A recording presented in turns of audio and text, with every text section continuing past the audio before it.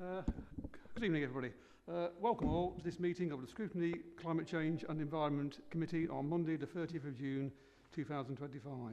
I'm glad you're all here. We have, just so everyone knows, we have Councillor Allen on Zoom joining us behind us, or on here. All right, number one, apologies for absence. Could we receive any apologies for absence, please? Thank you, Chairman. We've received apologies from Councillor Bailey. Thank you. Declarations of interests. Do any councillors have any declarations or interest to declare on the items under discussion at this evening's meeting? No response? No. Thank you. Item 3. Urgent business. To consider urgent business brought forward to the committee under Rule 12. I'm not aware of any urgent business for consideration at the meeting. Right. Urgent business, good. That seems to be correct. Number 4.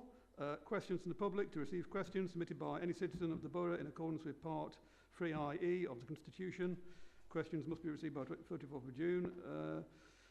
No questions from members of the public have been received in advance of the meeting. Item 5. Questions. To receive questions submitted by any member of the committee for answer by the leader, cabinet member or officers of the council. A set of questions has been received from myself in advance of the meeting. The questions have been circulated for the benefit of the thousands of people at home watching our very move as we speak. I'll read the questions out. So, these questions to me. So, I'll ask the council. 1. Are there any plans to advertise the current use of hydro-treated vegetable oil on the side of the council's waste and recycling collection vehicle fleet? And the cabinet member has given a written response here. Response from the cabinet member. The council's refuse fleet is due for replacement in 2027, and this will present the next opportunity for advertising promotion on the side of the vehicles. Suggestions and ideas for this are always welcome, particularly from those that support climate change and sustainability agenda. Question 2. Again, this is from me now. Has the council made any plans to inform local residents more widely about the environmental and health benefits of using this type of fuel in these vehicles? And the response from the cabinet member is as follows. The council's climate change and nature action plan presented to the cabinet on an annual basis provides information on the use of HVO in the council's fleet and the benefits this can bring. So that's the questions and the response. Would anybody like to make any comments on either question or response at this time? Councillor Kabir, yes? Thank you, Mr. Chairman. Just related to the replacement of the vehicles in 2027, what's the intended replacement to be? Can we ask this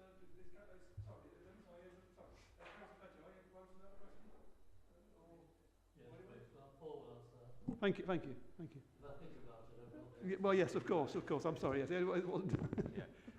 Can I just clarify in terms of, do you mean types of vehicles? With what types of vehicles? Yeah, there'll be an assessment of the different types of vehicles. When we did the last full fleet replacement programme, we looked at diesel vehicles and their electric equivalents, and we did a full assessment of those two types of vehicles, looking at different parameters. Such as fuel economy, impact on the climate, cost, etc. And ultimately concluded that diesel at that point in time was the best option. And what we'll do in 2027 is a similar exercise. One of the negatives of going electric, and there are quite a few I think building up into the near future, is the cost of the electric vehicle replacement, which was something like £500,000 a vehicle. When we are at that point short of cash because of the economic situation, it was a no-brainer that we went to HVO and kept the vehicle. And this is true of quite a wide range, especially our taxi fleet, which has Euro 6, which can take HVO without any particular tuning or cost, can move straight across to HVO. The problem there is getting hold of sufficient quantities. But the likelihood in 2027 is the economic situation is going to be no better, probably a lot worse. And if we are basing our policies on getting the low-hanging fruit first, then probably the length of time that these vehicles last, it would be sensible to continue with HVO into the future. Is that the sort of thinking that's going on at the moment? Yeah, without preempting the outcome, that is a distinct possibility, yes. The hurdles around electric vehicles, first is what you've alluded to, cost. You know, they cost at least twice as much as their diesel equivalents. The other issue with them is still range. You know, operationally, we need a certain range of that vehicle to be able to complete a full working day. And there's uncertainty still as to whether those vehicles can do that, particularly in some of the rural rounds that we operate in. And the third issue, and again this goes back to cost, is the infrastructure required to charge those vehicles. You may recall that a report went to Cabinet a few months ago looking at the council's current waste depot, and that highlighted a cost of £3.5 million required to convert that to be suitable to charging an electric fleet.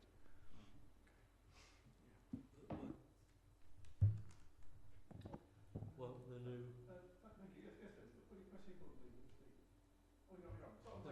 Won't the new diesel still be able to use HVO?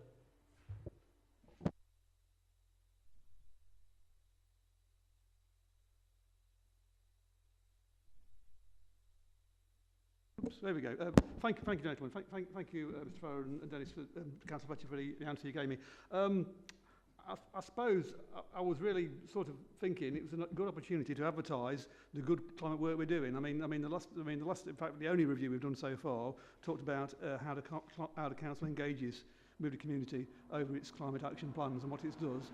And I'm just thinking the benefits of vehicles that aren't polluting, that aren't poisoning our children walking along to school, is something, you know, and would, forgive me, would a little sticker on the side of the vehicle saying this is HVO or powered, would that be a difficult thing to achieve? I'm just thinking it's something, you know, if we're in the business of promoting the advantages of not using fossil fuels, then something small like that, well, I thought would perhaps be a good idea. The answer to that is yes, it would be a good idea and quite a simple thing to do, and we will do it. Thank you, Councillor. It's just that I thought it looked like the response was that we're going to replace the vehicles in 2027, and then this will present the next opportunity. So, will this be before 2027? That's the answer I want you to say. Because, forgive me, the answer you gave us, look, was that the vehicle fleet is being replaced in 2027, and this will present the next opportunity for advertising promotion on the side of the vehicles. And so you've just told us you're not going to do anything like this until 2027. So I just wondered, look at it would. Yes. Right. We can look at doing it before. Thank you. I don't think that will be too costly, would it, Paul? No, I think it's a good suggestion. It's certainly something we can get costed up and look at bringing in prior to the replacement of this fleet. Yes, Councillor Ockerby, yes, please go ahead. Thank you. Yeah, it's a good idea. One of the difficulties, though, for this across the country is the actual supply of HVO, which is limited to other processes which develops certain amounts which can be if the need is there. For us to pursue that, not only for our own vehicles and what have you, but we don't want to give advice to people only for them to find out that they can't get the bloody stuff, because then it makes us look idiots. So at the same time as we are recommending they move to that, which is what the intention is, then we ought to really know that where the supplies are available and what the cost is of changing to that supply. Because I think we might well find out that there'd be a lot of take-up for this, where people don't have to sell their cars to get an electric one, they don't have to sell their cars to get a hybrid one, all they have to do is find a place where the supply of HVO is there and easily accessible. So, as part of this committee, I'd like to see a sort of a friendly advice given to to the member, although he understands this already, that we record it, that we need to do the investigation as well as proffer the advice. Thank you, Mick. Thank you. I must admit, I did think of this at some point. If we can't promise, obviously you're dead right. If supplies of HVO run short, then we're forced, I suppose, to go back to diesel, aren't we? Or we could be. So some form of wording saying this vehicle is able to be powered by HVO, or is part of a pilot, or whatever, might be an interim way of labelling the side of the vehicle. But if someone can think of a cleverer way of saying this is potentially an HVO powered vehicle, or it is using HVO now, that would be even better, wouldn't it, if we can do that? But Mick said right. We need to think about this carefully and not promise people or not suggest to the public we are doing something we're not doing. Right. I mean, there is a cost implication to it. Paul will tell me if I'm wrong here, but I think when we first decided to go for HVO, it was a lot cheaper than diesel. Now it might be more expensive. No, when we took the decision, HVO was more expensive than diesel. I think at that point in time it was about 50p a litre, 50 to 60p a litre. That gap is closing. It's about 20p now, 20p difference for HVO, higher than diesel. There's some volatility in the market, and it does fluctuate in the same way that diesel does. But at the moment, we've got reasonable supply of HVO fuel. We've got alternative suppliers, so it's certainly not an issue at the moment. Thank you. Yeah, interesting things to think about, don't people? Thank you. Anyone else? Anything else to say on this issue while we're here? No? Thank you. Thank you, gentlemen. Thanks so much indeed for that. Thank you. Right. Oh, sorry. Oh, Councillor, Councillor, I beg your pardon. Councillor, yes, please go ahead. I'm sorry, we can't hear you. Put the mic on, please.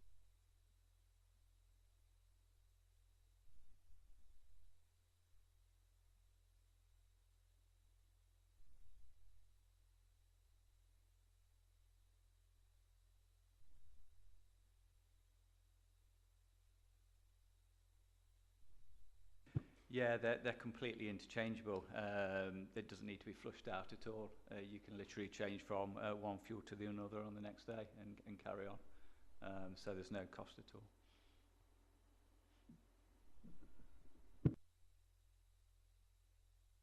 Thank you, Councillor. Thank you for that. That's a good question. Right, unless there's anything else, no, we will now move on to item 6. Public minutes of the previous meeting held on 7th of April 2025. I propose the approval of the public minutes from the previous meeting. Do I have a seconder? Anyone for seconding the meeting, please, on the April 7th? Thank you, Councillor Gould. We will now go to the vote. All those in favour of the minutes? Any against? Any abstentions? Have we got that? Yeah, lovely. Thank you. Thank you very much. Item 7, appointment of Vice Chair. I'm going to propose Councillor Huckabee to be Vice Chair. Are there any other nominations for Vice Chair? No? Okay. So I'm proposing Councillor Huckabee to be Vice Chair again. Can I have a seconder, please? Anyone to second? Thank you. Councillor Holden, thank you. We will now go to the vote. All those in favour of Councillor Huckabee being Vice Chair? Thank you. Any against? Any abstentions?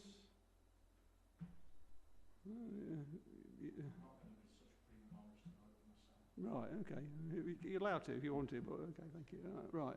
Have we got that recorded, please? Thank you. Thank you. I confirm Councillor Huckabee has now been appointed as Vice Chair for the ensuing year. Thank you. Item 8 next. I now invite Paul Farrer, Environment Manager, to give a presentation on the bulky waste collections. Thank you. Over to you, Paul. Thank you. Thank you, Chair. Okay. So this is a short presentation on the Council's bulky waste service. I'm I'm conscious that the committee received the answer to some questions on bulky waste at the previous meeting, so there may be a little bit of duplication. And also there were some additional questions that have been asked, and I'll try to cover those within the presentation. So if we start with some background, the council is a waste collection authority, and as such it has a statutory duty to collect waste under Section 45 of the Environmental Protection Act 1990. Section 46 of the same Act allows the council to determine the containers that have to be used for the collection of that waste, and like most councils nowadays we use wheelie bins. The same Act also says that no charges can be made for collecting that waste other than as prescribed in the regulations. When it says regulations, it's talking about the controlled waste regulations, and what that specifically says is certain types of waste a charge can be made for certain types of waste, including, for example, garden waste, and it also includes any article that exceeds 25 kilos in weight, or any article that can't be fitted into the container, hence the wheelie bin. And that effectively sets the parameters that provide the framework for bulky waste charges.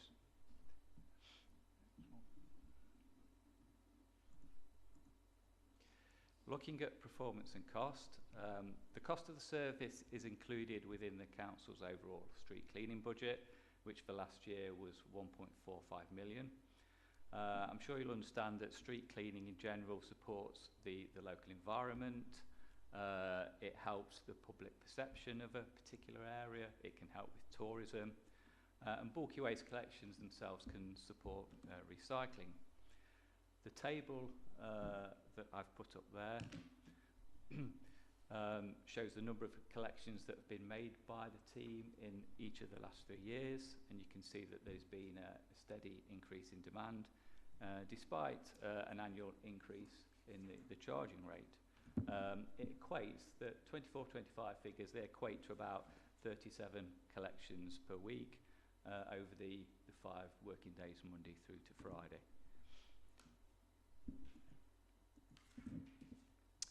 The service is promoted through social media and the council's website, and you may recognise that I've put up there. That's obviously a picture of the council's current fleet, and those vehicles have livery on the side, and that livery includes the promotion of the bulky waste service, and effectively states this, this is a service which you can have, and it's importantly, it's a legal service.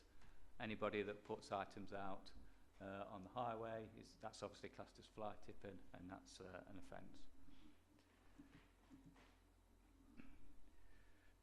The time and resources allocated to bulky waste vary in accordance with the demand, and the team who collect the items, they carry out other activities as well during their working day. The estimated annual cost is in the region per year of 58,000. We generally utilise 1 vehicle and 2 operatives to carry that work out. The table here shows the income over the last 3 years, and again you can see that rising steadily.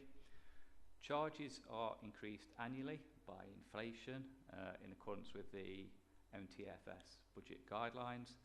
The council's fees and charges policy sets out that those charges should increase by September RPI unless approved otherwise by an executive decision record.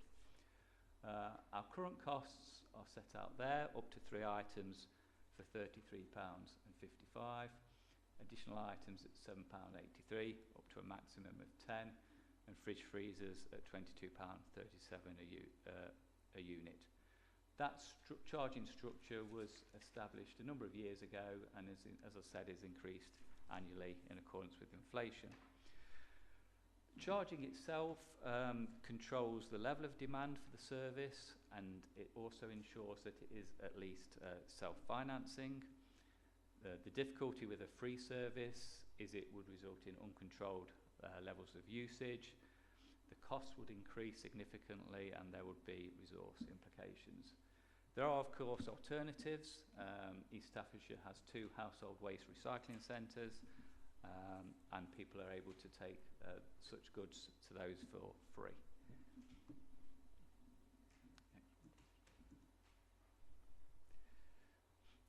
This is a photograph of the council's new fly tipping vehicle, procured very recently. The design allows this vehicle to be used for both fly tipping and bulky waste collections, so it will help us with manual handling activities. It's effectively a 12-ton vehicle. It has a payload of around about 5 tons, and this one can also run on HVO fuel as well as diesel.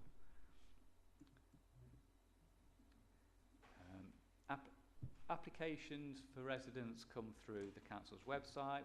We have a page that you can see there that's dedicated to bulky collections. It contains information on the prices, the collection timescales, the costs, and what we can and cannot collect. There are also links to the household waste recycling centres that I've just talked about, and alternative methods of disposal. In terms of disposal, it's Staffordshire County Council who is the waste disposal authority. So they actually have powers of direction, and they direct us to take the bulky waste we collect to the household waste recycling centres. If it is recyclable, the county look to recycle it wherever possible, and if it isn't, they send it to an energy from waste plant. And that rounds up the short presentation. I'm happy to take any questions. Mr. Farrow, thank you very much indeed for that presentation. You answered the questions that I got written down. Has anybody else got any questions for Paul? Yeah, could I ask one on, you made the comment about a free service being impossible to police, probably the best way about it. You talked about the cost to the council, or the effects on the council. I'm thinking about the effects on the actual environment with regard to the free service.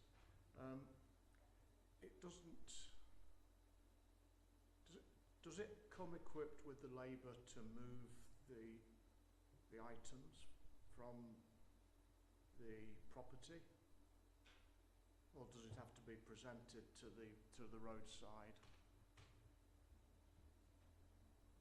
Yeah, we ask residents to put their items out on the collection day, either on their driveway or on the roadside. That doesn't make any allowance for the fact that, say, disposals of furniture are likely to come from the demographic of old people. The fact they've had these things for years and eventually they break down. They may well have bought them when they were 50, but you know, like Dennis and myself, probably they got to be chucked out when we've reached 70. And it might be that we're not capable of doing that. So we're cutting off specifically part of our customer base without due regard to the details that might impact on them, rather than focusing on the details that might impact on us. I also think in terms of free at the point of use, I always like to make the division as to everything costs something, labour or whatever, and that it's free at the cost of use, which is what we're talking about, in opposition to being charged. The main thrust of the council's generation of wealth is through tourism and heritage, sorry. But with regard to tourism, if you're a resident of Burton and you circulate through the town regularly and what have you, you know that we're still not really yet prepared to show off Burton as a place to visit. We're trying to do a catch-up, having decided that's the policy. We've still got to do certain things to improve the visual situation down there, and one of those would be furniture which is left on the roadside and what have you, which immediately to somebody travelling into the area, it gives the impression, the wrong impression. I was talking about to a guy that works for this council actually, and they spent 2 or 3 days trying to break up a sofa which was obviously 30, 40 years old, which was built so solidly that it just wouldn't come apart and be stuffed into a skip. They had to literally demolish it with sledgehammers and what have you. So there is a counter to the assertion that unpoliced it's going to cost us a lot, but what would the benefits be? I guess the evaluation is that there'd be no benefits in having a free service. Oh, sorry. Did you forgive me? Did you want to respond to any of that stuff? You want to respond to me? Forgive me. I can make a suggestion. I mean, as regards, there was a question from it wasn't about the labour involved. Do you need labour to get items out of people's properties? I don't suppose you've got that facility, or have you got that facility? Yeah, I think on the first point that we certainly have no evidence that it's just a service used by the elderly. We don't capture the age of the profile of the people that are using the service, but I'm sure it covers all age groups. And whilst we don't advertise this on the website, what we do ask people to put them out on the driveway or the highway. The team are very good, they're very flexible. If they come across a customer that's having difficulty do that, they will help them out. It's just not something that we would readily advertise. I mean, I can add something to this, that certainly I'm aware that reputable suppliers, big suppliers, I understand, people like, without advertising, I'm going to advertise it, B&Q, Argos, Currys, will actually collect stuff, and certain mattress suppliers will actually collect the old material from you, won't they? So you know, that's something that's... I think it should really be part of the price, shouldn't it? You know, I'm going to buy a new sofa from you, and we take the old one away. I don't know if they charge or not, but I mean, certainly that is an option, isn't it? Which people perhaps aren't aware of. I must admit, I wasn't aware of it until I looked at it recently. So that's another option for people, isn't it, to get things out of their properties? And certainly it's probably an option for giving material back to someone who can recycle it, perhaps. You know, whereas I suppose we're either, as you say, Paul, we're either thrown it away or the county authority deciding to recycle it. Is that what you said before, isn't it? So it's not quite straight on there. I bought a mattress recently, and I had to pay for them to take the old one away. So there's a charge there. Yeah, but so there's a charge, of course, isn't there, for taking bulky waste away, isn't there? So there is a charge. If it's less than where were we? Less than £22.37, then the supplier is winning, isn't he? But or you're winning from the supplier, aren't you? But £22.37 for things like that was the fridge one. Yes, that was yeah. What I'm saying, Dennis, is if your mattress supplier or whatever charges more than if they're charging less than Paul's service is charging for taking it away as bulky waste, then it's better to go for that service, isn't it? If we know about it, of course, if people are interested in knowing it. But certainly, and I think certainly as regards the council's engagement with the community on recycling and stuff, it's something we perhaps might add on, perhaps if at some point, to if we'll collect the bulky waste from you, but if you're having difficulty or other providers are available, and a reputable supplier may decide they can take away your old item for the price of giving you a new one. Come on, Councillor George, sorry, go ahead. That's fine. Just a quickie, a lot of that is internet based, and I'm well aware most people have access to the internet or they've got relatives that have, but how do people get access to that information if they can't get it through the internet and they don't have a relative that can help? The contact centre staff are all trained on waste related subjects, and a simple phone call to them, they'll be able to explain all the details that are included on the website, and they can actually take the order at that point. Yes, please go. Sorry, thank you, Chair. Just to clarify, the service currently doesn't include that breaking up of the item and so on. It is purely to be collected from the residents, as we've stated. If if members are minded to go further than that, then clearly that will have to be something that would be needed to be reviewed and costed separately. I think, as you've discussed with private businesses and so on, there is a charge for that, and it's something that would have to be, I think, reviewed in due course if that's what members felt that they wanted from the service. Thank you, Mr. Risky. Yes. Thank you. The new vehicle we've got, which is going to be used for bulky waste, you wouldn't need to chop up your sofa because that would be able to pick that up. Yeah, all very interesting. Thank you. Any further questions? Just like to commend Paul on the purchase of the new lorry. I see it from the photographs that were put in the paper. I see it came equipped with a driver who was stood in front of it.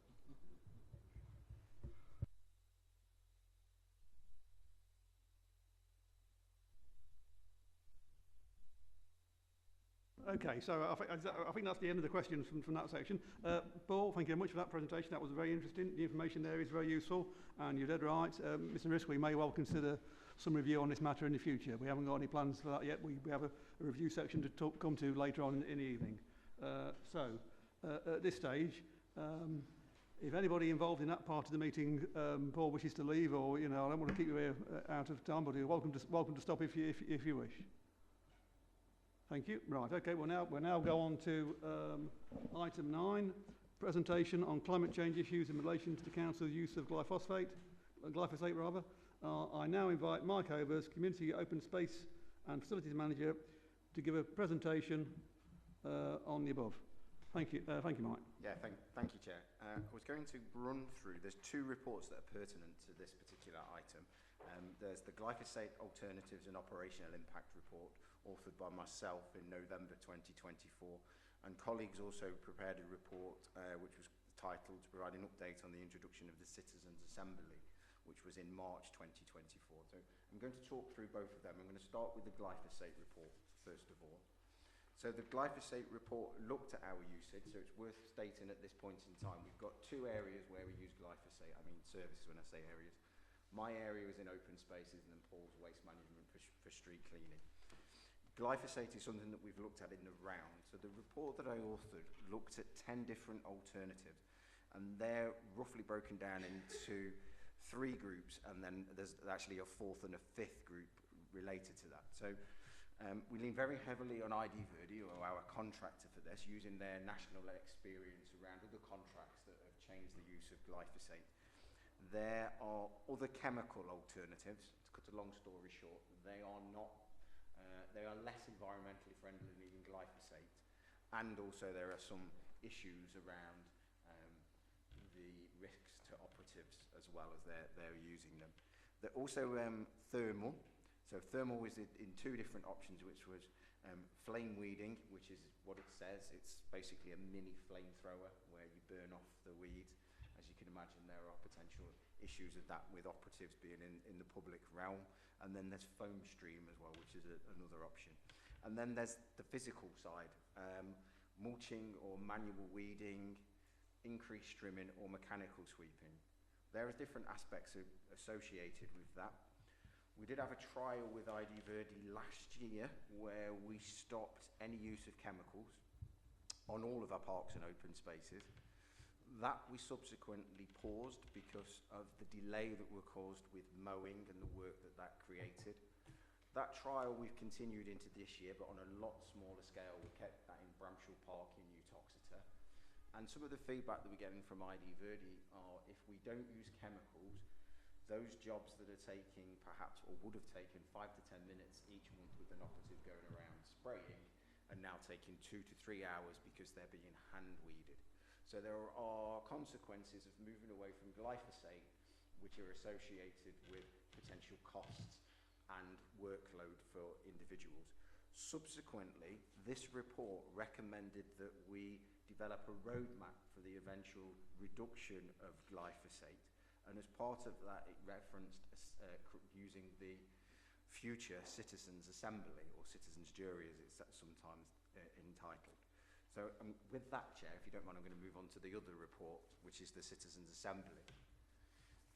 I didn't author this report, but I'll run you through it. This actual report set out a proposed model. So the idea would be that we would bring in a third-party consultant to bring together a citizens' jury of residents from East Staffordshire. Now, it suggests 20 to 25 individuals. That would make sure that this would be on the consultant. The consultant would make sure that they represented the different ethnic groups and demographics across East Staffordshire. They would call upon expert witnesses to give their views on glyphosate. The panel would meet over 2 consecutive weekends. Those members of the public would be able to listen to those various opinions on the use of glyphosate and its alternatives.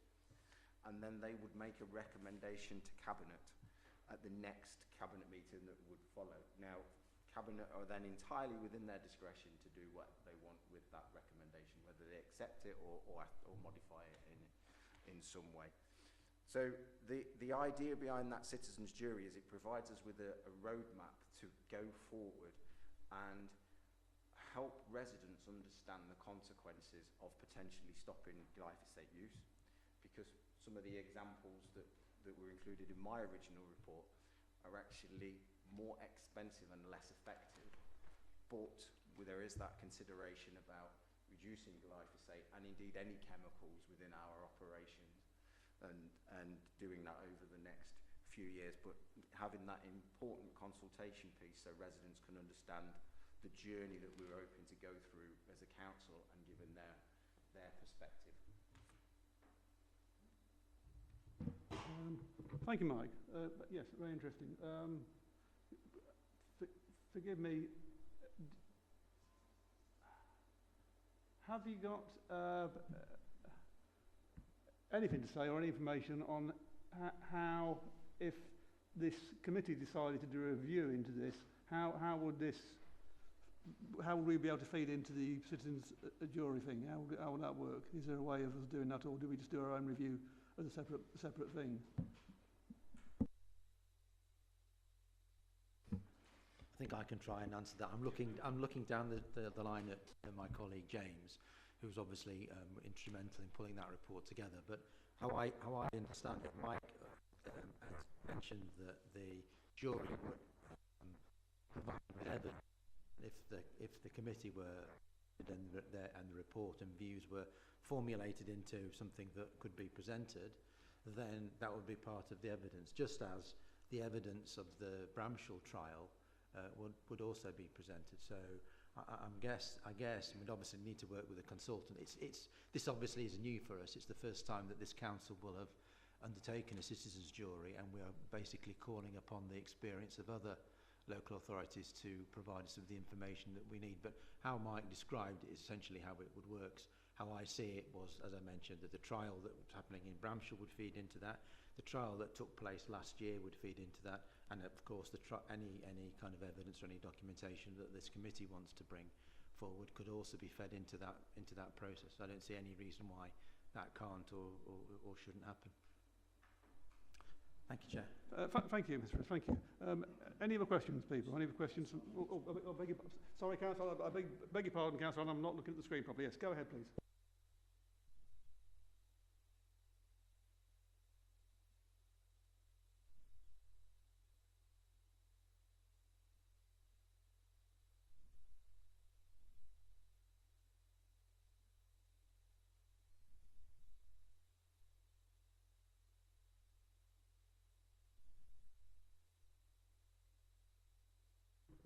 Thanks, Councillor Allen. Yeah, the consultants will be acting to facilitate the jury, pulling together the different residents, calling upon the expert witnesses. It's also recommended that it's a neutral venue, so they'll be looking at booking a neutral venue so that the residents can come together and look at the issues. Essentially, they'll be operating the controlling of the jury and writing the final report on behalf of the jury.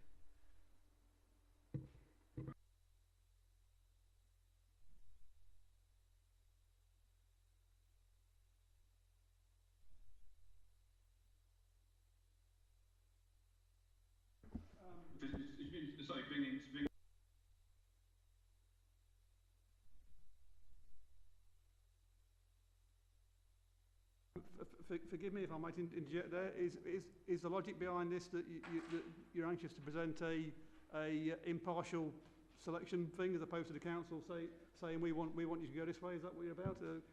Sorry, James? Sorry, James?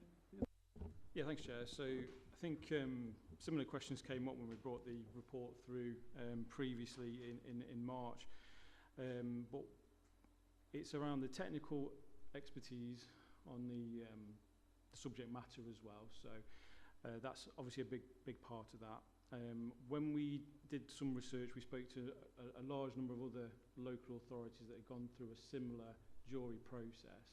And some of the advice that they had given to us was that the independence from the council was a really large part of the success of using the citizens' jury model.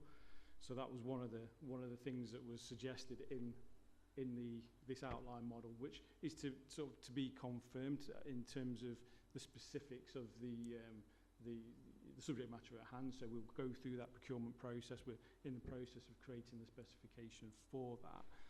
And there'll be some member input on, you know, how many sessions are needed and things like that to make the process a successful one. But ultimately, the independence was something that was really important in those other examples that we'd seen previously. Yes, Councillor George. So bearing in mind the subjects are continually going to change, that means the consultant's going to change, because you can't have one consultant that knows about every subject, can you? So maybe it might be bulky waste one week and, I don't know, electricity or something another. So that consultant isn't necessarily going to be au fait in all the subjects that are going to crop up. No, so just to clarify, the jury would be on this specific topic. So we would procure them for this process of a jury on glyphosate. And, you know, so there wouldn't need to be, you know, au fait in multiple subject matters in that way. So just to clarify, it's on this particular topic. Right, so what I'm getting at is if once that's dealt with, that consultant may not be needed for the next subject that arises.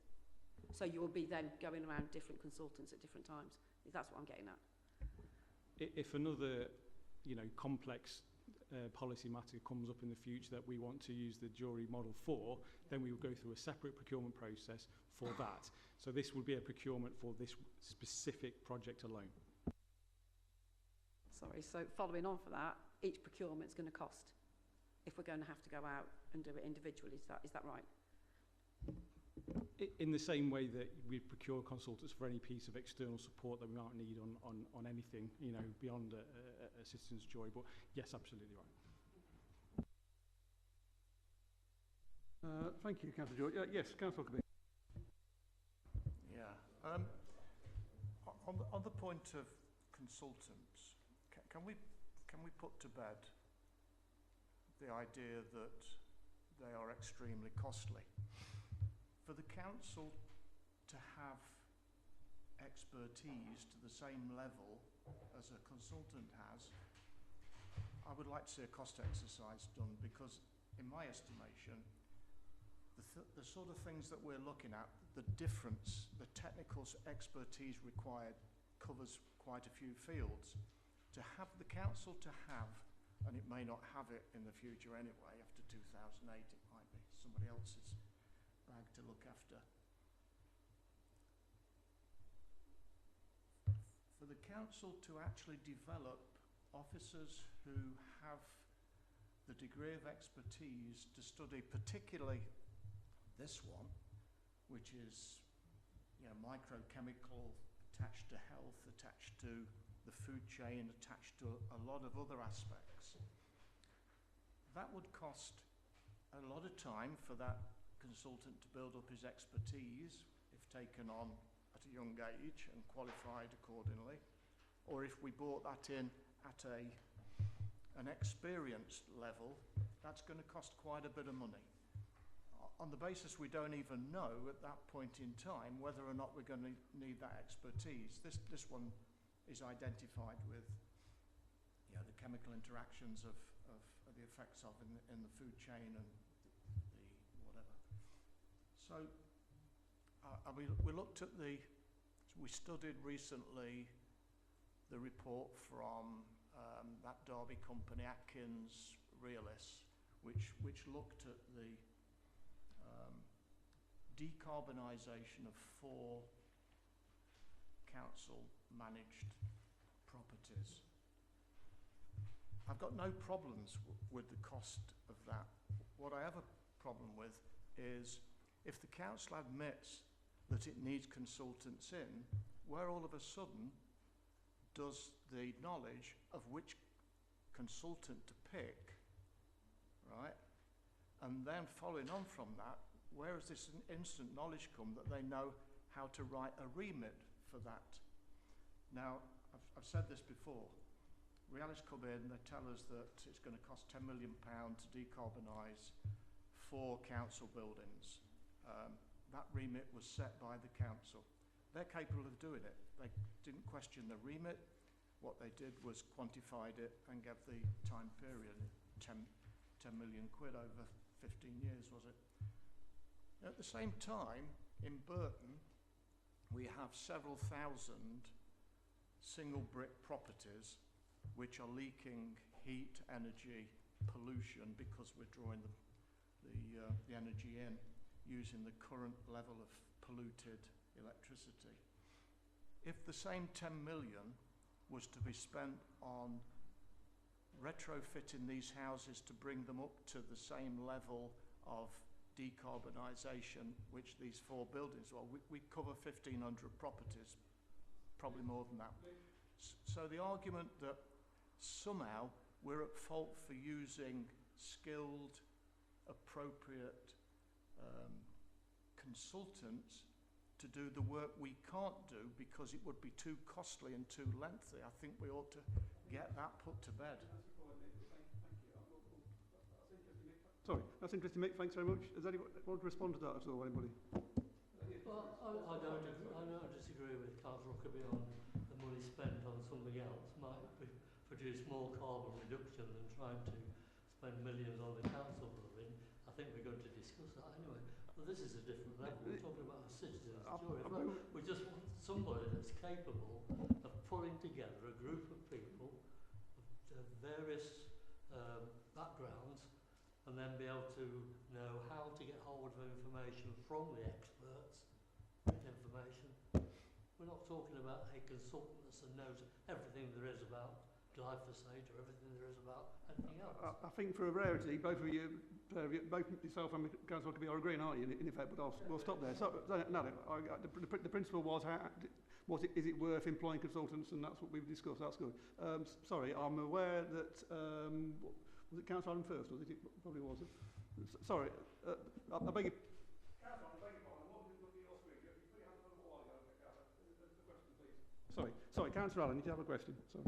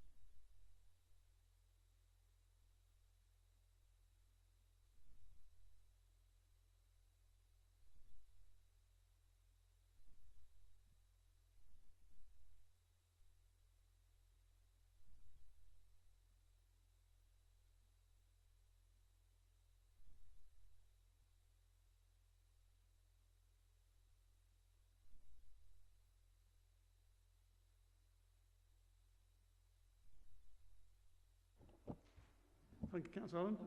When we're asking questions, when we're being asked questions, it'd be good if they ask a question and let one of us answer it rather than start providing the answers for us.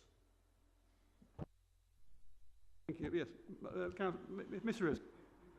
Sorry, thank you, Chair. I'm just going to kind of reiterate, I think, where we are. I think I advise members to read the Citizens Panel report, Citizens Jury report, because I think it gives the rationale why we're doing this.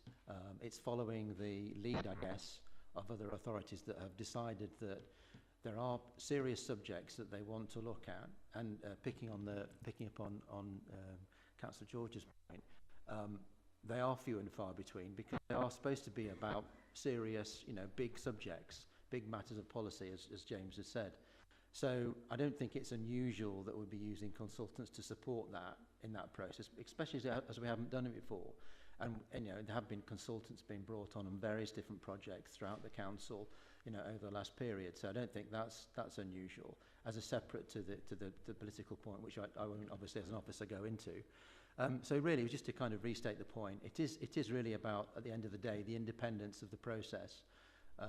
As James said, I think it's on neutral ground, independent consultants overseeing the process, making sure that we have the right people from the right areas, the right representation on the scheme, and they will then review the evidence, as we've said already this evening. I think that's really the point I wanted to say, really. Thank you, Chair. Thank you. Forgive me. Councillor Allen, did you have your hand up again? Sorry, just no. George, any further questions? Sorry.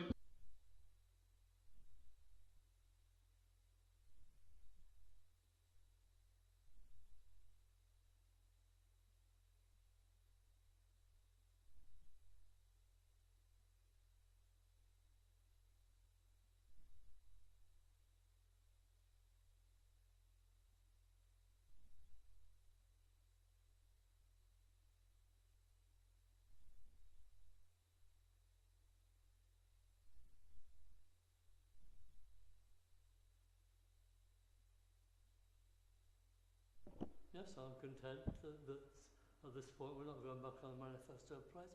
This is getting someone in to oversee a group of independent people from every background. We're not asking them to collect together a whole group of experts, but what we will be asking them to do is to get a group that represent every part of society, and then get the information from the experts through either through the internet or through writing to various organisations for their opinion, and bringing that all together and coming forward with a recommendation. One thing I'm not sure of is whether the number, when they vote on an issue, we will get the result of that vote, because there's a big difference between a unanimous decision of a panel recommending to the Cabinet and one that's just 51-49.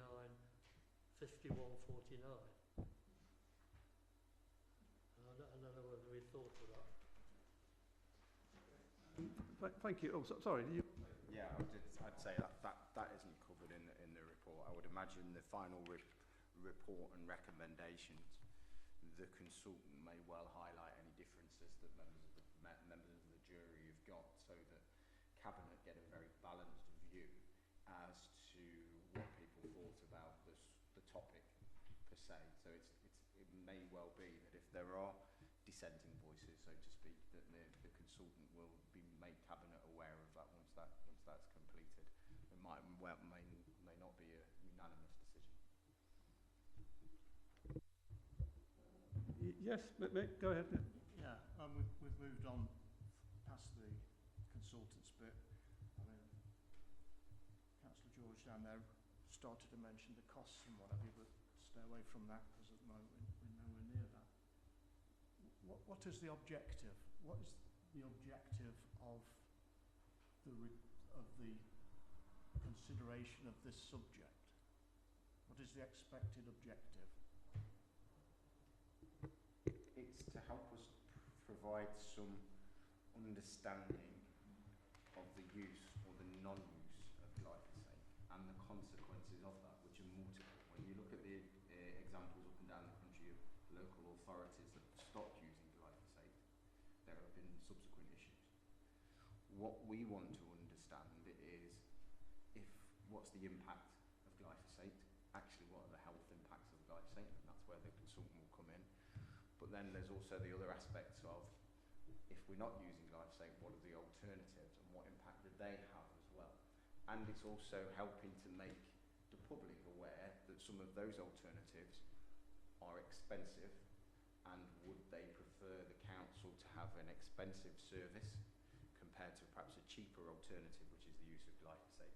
Because there are a lot of contextual matters and things that need weighing up, which makes this a really complex issue for whether the council eventually reduce the amount of glyphosate that we use and utilise, because it's still legal in terms of the EU, etc. at the minute, and the Health and Safety Executive are still permission to use until December 2026, I think. So in that environment, it makes it slightly complex as an issue, that we've got potential to consider how glyphosate is being used now and then the consequences of that going forward.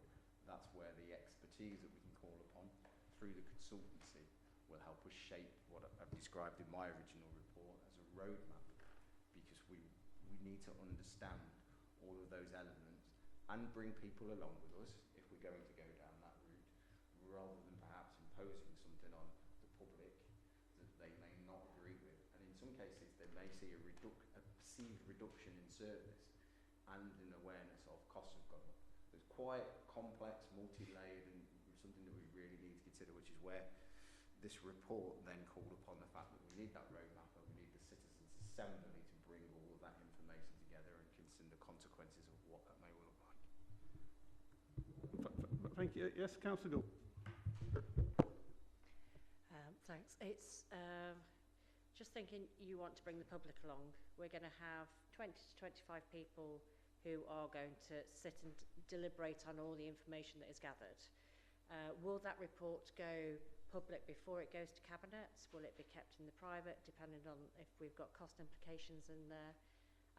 How will we bring the public along when, in theory, it's 20 to 25 people who are doing that? So just looking at, are we going down the route of consultation and bringing people with it that way, or is it just the citizens panel will report to this and then we disseminate the information from that point? Yeah, it's perhaps difficult to answer that at this point in time, because looking at some of the models up and down the country, they have been used to ask difficult policy questions and provided a recommendation as a kind of a representatives of the wider community. Whether that will be in private or public sector sections of the meetings, I couldn't answer at this moment, Councillor Gould. Right. Thank you, everybody. I think that's been very interesting. We started off with the question of glyphosate, and we seem to have spent a lot of time discussing the implications of the citizen jury process, which I don't think has been done before in the council, has it? I don't think so. That's been interesting. I've learned a lot about that. I think, gentlemen and ladies, the committee might want to consider this, our response to doing a review into this in private, perhaps, might we? I think, or without the other officers here, might we? I think we might do at some point. Has anybody else got any questions, or can I move on to the next item? Right. Thank you very much. Thank you, Mike, for that. That was very interesting. Thank you. Right. So we're now on then. So the agenda does say items 10 and 11, which is the scrutiny review of the impact of garden waste subscription and the Healthy Homes project. But as you know, the people who are on the subgroups will know, and everybody else will know, that these items have been removed from the agenda because we're not in a position to present them at this time. So I'm apologising for that for now. And so we're going to go straight on to item 12. It does say invite James Abbott to give an update, but I'm going to give an update. And so just so everyone knows, I was hoping to get both these reviews out and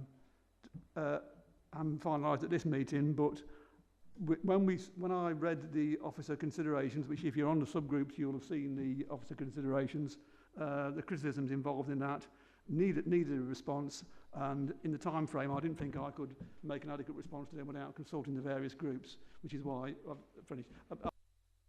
So sorry, I beg your pardon. If anyone wants to leave at this point, you're welcome to leave. Sorry, some of the officers are leaving at this stage, ladies and gentlemen. Sorry. Thank you very much for your time, gentlemen. Thank you for coming. Thank you. Sorry, I should have given the chance to leave, shouldn't I? Sorry about that.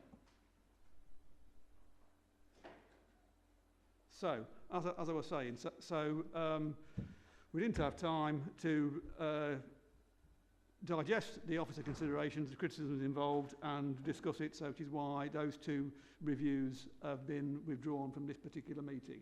As I say, if you're on those subgroups, you've had an email from me, and you're more than welcome to send in your comments about the situation about the officer considerations, about what our response should be to that. I'm going to write my own version, send that out to everybody in due course. But by all means, please add comments. And I do notice, Councillor George, I've seen you sent an email in this afternoon. I'm sorry, I've only read it this evening, but I will respond to your email in due course, Councillor George. So thank you for sending that. Councillor Ryan, sorry. Thank you for sending that. So that's where I am on the scrutiny review. Scrutiny reviews we've got in progress. And as regards an update, we've heard a lot of information this evening which might help us to devise future reviews. My personal opinion is we should get these other 2 out of the way first. I don't think there's enough bandwidth, forgive me, here for us to do more than that at this time, with the number of people involved in the reviews we've already got, or probably the number of officers James is able to provide with us support in our formulating a review, a future review. So that's what I'd like to say on that. Is there anything you'd like to add at this point, James, as you're on the agenda? No, thanks, Chair. So just to sort of clarify, the officer support is available, so we're happy to help with any review. You've provided an update on the 2 ongoing reports. The purpose of this item on the agenda is really for that, understanding what we do next and what is on the programme. So I think, as you've alluded to there, if we can get the healthy homes and the waste subscription reports over the line, and then look at the 2 items that we've had on the agenda, those presentations, plus anything else that we want to add on, and prioritise against the 2 that we've already got on the radar, if you like, from this evening's presentations, so we can sort of keep that rolling programme of work, so we can obviously keep the outcomes coming along from the work that we do. James, does anyone want to say anything about that? Are you happy with that? Happy with that, Mick? Yeah, I've become a little bit confused. The role of this committee is environment and climate change, and its job is to scrutinise not just policy current, but also policy past, initiatives past that may have failed, may have succeeded, and also those that are intended to come into action in the future. This placement of glyphosate and the use of, with an external device which is going to cost an awful lot of money, seems to be, I'll use the hard words, a replacement for work that we should be doing. Hence questions of what was the objective of this Citizens Bureau, or whatever it is. Now, I'm not against that, but on the issues, on some issues, we can't move fast enough, never mind a new organisation which hasn't been set up yet and is somewhere in the distance. I won't use the word kicking it into the long grass, because I think that is too cynical. But certainly the intentions to use what was intended as a development of democracy to get people to feel that they're more involved than they actually are is a good thing, because out of the 100 that might read the report or visit the committee meetings or whatever it is, a few might well have that Road to Damascus event where they get involved more.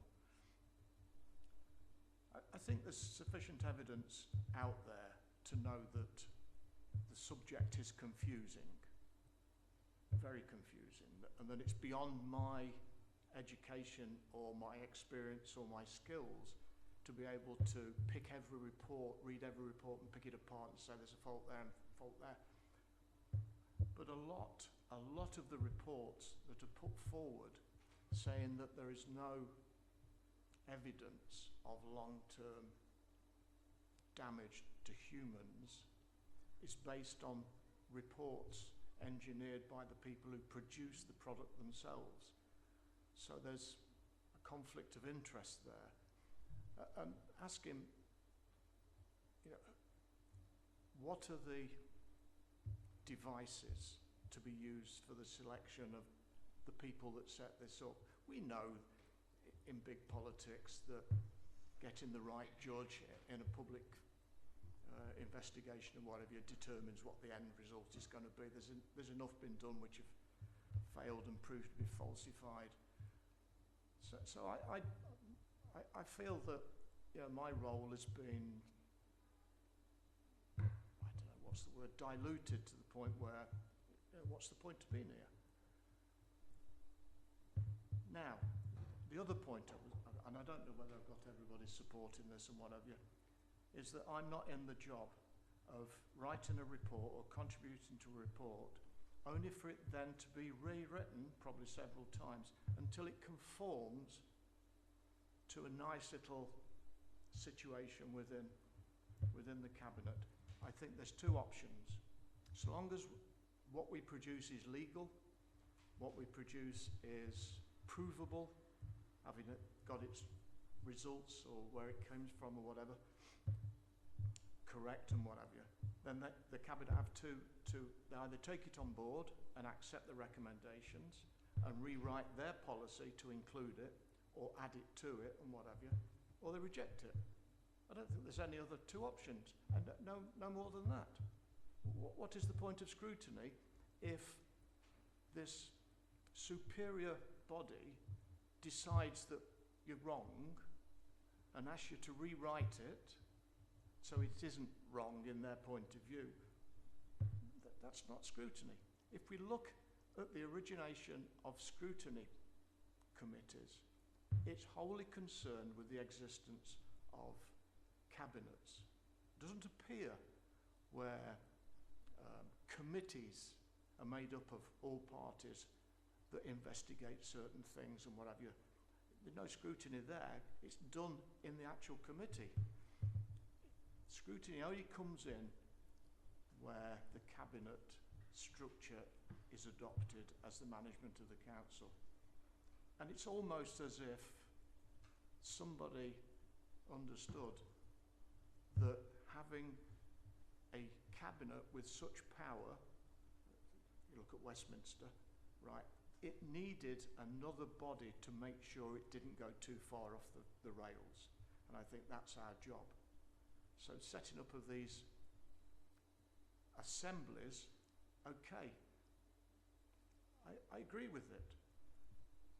But on issues that are suitable for that, and I think some of the issues that we've got in front of us, especially with climate change, or should I say global warming, and the use of chemicals, right, is more immediate.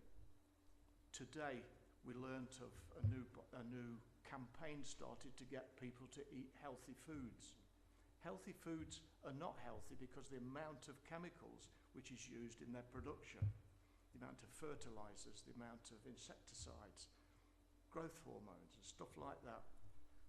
There was no mention of organic food, which is clear of all these. It was just that we need to get people more healthy. Well, I could have asked Councillor Fletcher, when I first raised this issue from my point of view, was down the Memorial Gardens between Market Hall and the library. ID Verd were parked up there, right? And they'd been spraying the liquid that they were using, right?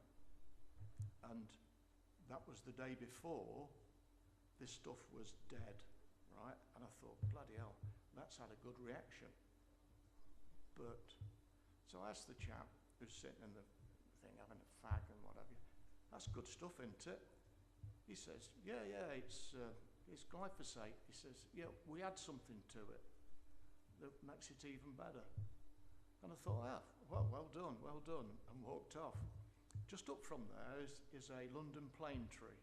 And in the bottom of the London plane tree, where the roots start to disappear or appear, a child had put a front door, you know, a fairy's front door, which meant a child had been down pretty close to that.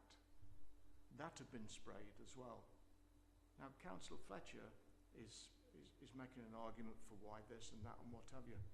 Ask anybody to take their grandchild to that fairy door and to get them back, bend down and play, and they go, no, not doing that. And it seems to me that people's responses, especially this assembly, might well have the same response, that get rid of the bloody stuff. But will it happen? I don't know. Can we decide as a scrutiny committee, can we come to an agreement that says certain things are wrong, or what? I don't know. On that, we've not yet really discussed or come to deep conversations on it. So that's, sorry for taking your time, but that's my emotional position on this. And I think Councillor Allen, with his list that he's sent through this afternoon, I've not read all of it, but some of that is good work as well. Right, thank you, Mick. So as regards the Citizens' Assembly, we might or might not like the idea of it, but it's here, isn't it? It's not in our gift to say there's not going to be one, is it? So it's here, and if it's going to be here, we might want to have some input into it, might we? Which maybe, it seems, through either a review or maybe even a policy statement from us, perhaps. I don't know, as a committee. I don't know if we haven't got time for a full review. But certainly, I think from what I've heard in this room already, I think it seems we would like at some point to do a review into the use of glyphosate, wouldn't we? Or maybe pesticides or herbicides in general at some point. But as I say, my immediate feeling is we've got too much on our plates with the other two reviews first, please, if you don't mind, before we... Unless, of course, you want to tell me differently. Do any of that? No, nothing from George? No. Right. So... yeah, and I don't know. Forgive me, Mick. If you're talking in general about how we write our reviews, and going back to the two that we've pulled, then for everybody who's not in the subgroup who may have not had the emails, my reading was that if the reports had gone with the officer considerations as they were, it would have been very easy to dismiss the reports in total. And I hadn't got enough time to argue a point.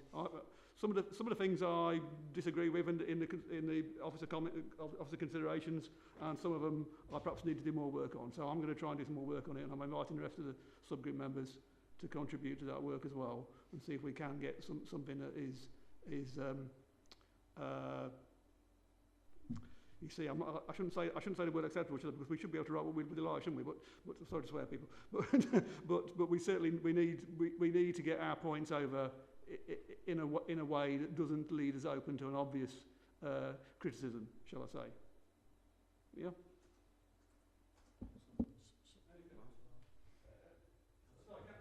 Yes, Councillor Allen. Sorry, Councillor Allen. Go ahead, please.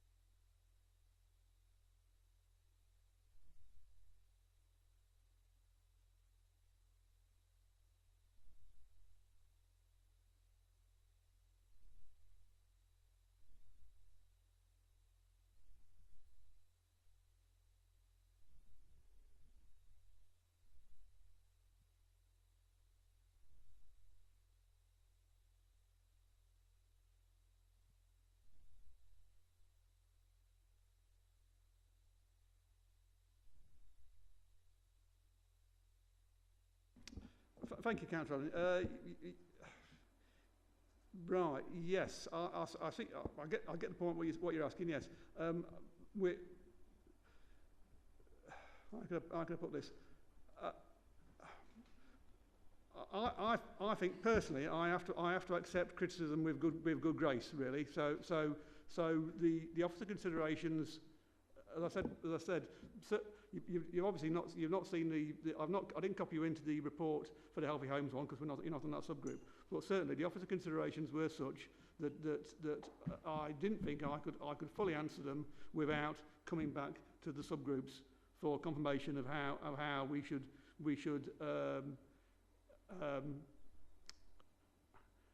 right. I'm going to put this. You couldn't answer them when you go to the cabinet meeting. You wanted to be able to go to answer the concerns that they were raising. Thank you, Councillor. I think if I went to the cabinet meeting and they read the reports and the considerations, I would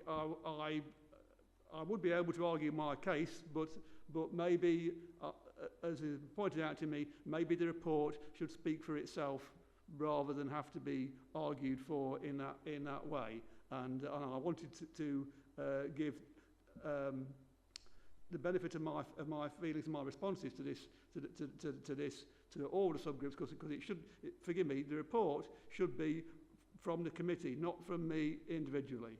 You know, I know I'm going to stand up there and talk about it, and you know, and I know I do a lot of work. I'm happy to do the work to get it to that position, but it shouldn't be my opinion of the entire thing. It should be our collective opinions in our committees, in our subgroups. That's how it should be. And I hadn't got time to do it and before this evening and to get these reports approved by the committee. That's why I thought it was wise to delay them at this stage. So I say I'm sorry I've not read your email. It only came to me this afternoon, Councillor, so I'm not ready in fully. But I'm grateful for what you've sent, and I've all studied that as well. And I think you're dead right. We need to discuss in totality what if we are going to change the reviews or not going to change them. We need to discuss that, don't we, and be certain of what we're going to say. I'm happy to do that, but I don't want to do it off my own bat without talking to you good people first. And I don't think that's the right or the democratic way to go on anyway. So that's why I've pulled them at this stage. Certainly, we have to be conscious of not saying things that are factually wrong or incorrect, and there are maybe some elements, perhaps in the Healthy Homes one, that we need to look at again to be certain that we are saying what we are saying properly. So that's where we are with that. So I look forward to more meetings about this in the very near future. Once I've got, and once we've got something written down, we can discuss it in more detail, can't we, and go through it line by line and get the better handle on it. So that's where we are with that. Right. At this point, has anybody else got anything else they would like to say on this issue at this time? Yes, Councillor, go on.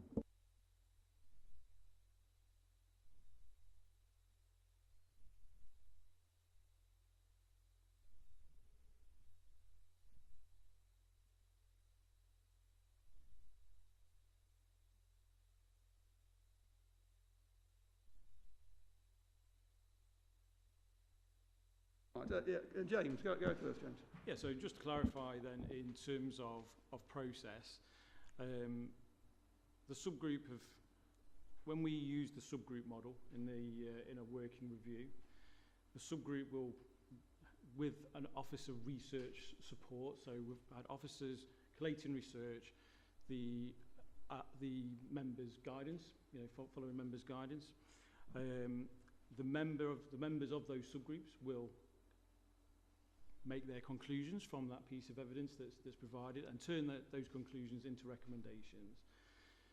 Those recommendations would ultimately need to be, or the report would need to be approved by this committee as a whole, so it would be voted on democratically within the committee environment before it then moves forward.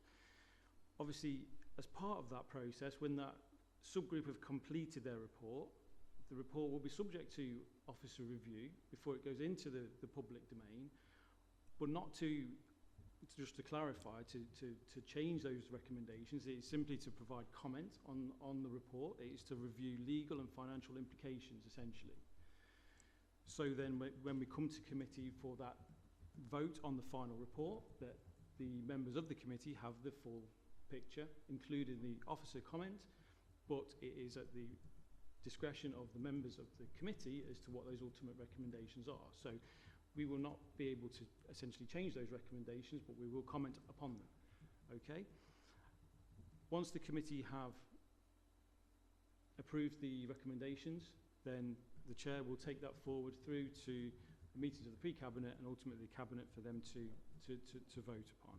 Obviously, if in the committee, when the final report is being approved, following the subgroup's work, that those recommendations are amended or changed in any way, which would be the discretion of the committee, having voted upon that, then we would obviously review those if there was any potential subsequent implications, but the committee would obviously be informed of that.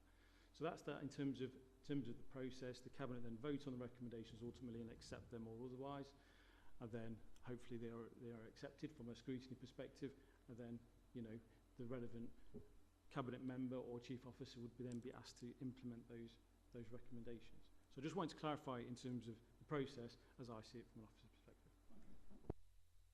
Thank you. Mick, do you want to say anything to Councillor Allen? I'll try to. I think I might have got it wrong, of course, that one of the comments may have been that we were stepping outside our brief, our remit. And on that, I would get defensive, because if we look at the housing state report that's coming to us, that's with senior officer at the moment, Rachel Little, I think. We've not seen it. We don't know what the contents are because it's not yet been published. I'm of the opinion that we ought to be able to see it because it might impinge heavily on our attitude as to what our scrutiny sort of reveals. But what I can get at is the old one, the previous one, which has a date on it of 2013. And it's determined in that there's 11,000 dwellings in East Staffordshire which need loft insulation. Now, I've looked for information that tells me what progress against this and other plans or initiatives which were going to be attempted, the progress made, and I can't find any. So, in that sense, I've got this, which is what a group of people like me, I wasn't a councillor then, have done their best to have a look at, officers as well, and they've determined that there's this amount of stuff needs doing. I can't find a catch-up, a progress report. But when I look at it closely, it seems to me that the council is changing focus from high quality intelligence to that which is reported by people who think there's an issue. This is the same way that the council doesn't know where the HMOs exist. They rely on people to report it. Sorry, mate, let me just stop there, because I'm conscious that people who aren't involved with the Healthy Homes project won't have the full detail of all this stuff, because this is what we've been discussing. But I do appreciate what you said, but that's because I'm on the same committee, whereas other people I don't think will know that. So basically, we're this to me tells me how complex these issues are, aren't they? And so I'm anxious to get this as good as I can be, as good as we can get it, so we can present it in the best condition that we can to the cabinet. And that's my primary, rather selfish concern, shall I say, at this moment. But that's what I think we're going to do. So at that point, unless there's any other bearing question that we've not answered about this, anybody who's not involved, or anybody, or Councillor Allen, any questions you need to ask about that? No? Okay, we'll now move on then to the next item then. So number 13, public executive decision records. So we have an executive decision record, don't we, on closure 4, which I did read a moment ago. Again, let's read it again. Hang on, lost it. And this is to do with metering operator services contract for the solar EV charging hub at the Maltings car park in New Toxeter, to approve the appointment of a particular Siemens PLC as operator, and it talks about the costs there in a 5-year contract. It's a legal comment of a formal meter operator contracted in place for such a facility, apparently. There we go. So has anyone got any comments they'd like to make about that EDR? I can make a general comment that some of you may have seen an email from Sharon Walker. That there's an opening event, isn't there, on the 8th of July, which I think is a week on next Tuesday. Week on Wednesday now, yeah, next Tuesday. So I'm going to that anyway, trying to go at it from 10 till 12 in the morning to learn out a bit more about it. But have we got any questions about the EDR? Anything we want to say about that? No? Anybody? No? No? Okay. Thank you, ladies and gentlemen. Thank you. Right. Item 14 then. Date of next meeting is down as Monday, the 29th of September 2025. Councillors are asked to note this date for their diaries. Right. Item 15, Q4 Performance Report 24-25. It says here, apologies, councillors, there was a minor typographical error on the agenda for this item. This should read Q4 Performance 24-25, not 25-26. I now invite James Abbott, Corporate Services Manager, to present the report. Thank you, James. Thanks again, Chair. So this is the end of year performance report. So we're looking at the progress towards achieving the corporate plan priorities up to the end of the 24-25 financial year, along with the latest updates on the leisure contract and the Towns Fund programme as well. But starting with the corporate plan, each target's been graded using that usual traffic light style system of ratings, using the normal year-end definitions, which just help us rank each individual indicator accordingly, dependent on its progress. So out of the 102 targets that we have, this shows the council being at 6.86% in the red, just 5.88% amber, and 87.25% green. Just to provide a bit of further breakdown on those high-level figures, the tables you can see on pages 7 and 8, they provide a little bit more further analysis, including how those break down across the corporate priorities as well as across the individual cabinet portfolios. The small number of red and amber targets that I've mentioned are detailed in the tables you can see on pages 9 through to 13 of the main report. There's a little bit of narrative and context provided around each of those indicators there as well. As always, it's worth saying that the appendix that's attached to the report does include comprehensive data on all the indicators, you know, regardless of the colour that they've been graded. At year end, it's always worth highlighting as well section 5.4 of the main report, which is looking at the targets for the year ahead in terms of the corporate plan. As you know, when the corporate plan is approved in early March, as is always the case, there's a small number of numerical indicators that couldn't have their targets set appropriately because you're waiting for the year-end outturn to be provided. That's obviously not available until the end of March, so these are agreed to be set post-outturn. 2 of those have been proposed to Cabinet for their approval in the report as well, so just to highlight those. The report goes on to talk about the leisure operating contracts, which is there in section 6 of the report, as well as the Towns Fund programme as well in section 7, with the latest updates on those. There is, of course, further detail on the leisure contract and the Towns Fund performance, which is contained in the 2 appendices that we'll see later on in the agenda this evening. Well, that's a high-level summary, but we'll be happy to take any questions away if there are any from the committee. Thank you, James. Any questions from anybody on that report? No? Right. Thank you, James. Thank you very much for that. That's great. Thank you. Right. Okay. We have 3 items now to consider in private, so I will now move that in accordance with section 100 brackets A brackets 4 of the Local Government Act 1972, the press and public be excluded from the remainder of the meeting as it is likely, in the view of the nature of the business to be transacted or the nature of the proceedings, that there will be disclosed exempt information as defined in paragraphs part I of Schedule 12A of the Act, indicated in brackets before each item. Number on the agenda. Number on the agenda. Do I have a seconder? Please put your hand up. Second. Oh, thank you, Councillor Holton. Well done. Thank you. We will now go to the vote. All those for, we're going to private. Yes. Any against? That's it. Any? Yeah, lovely. Carried. Right.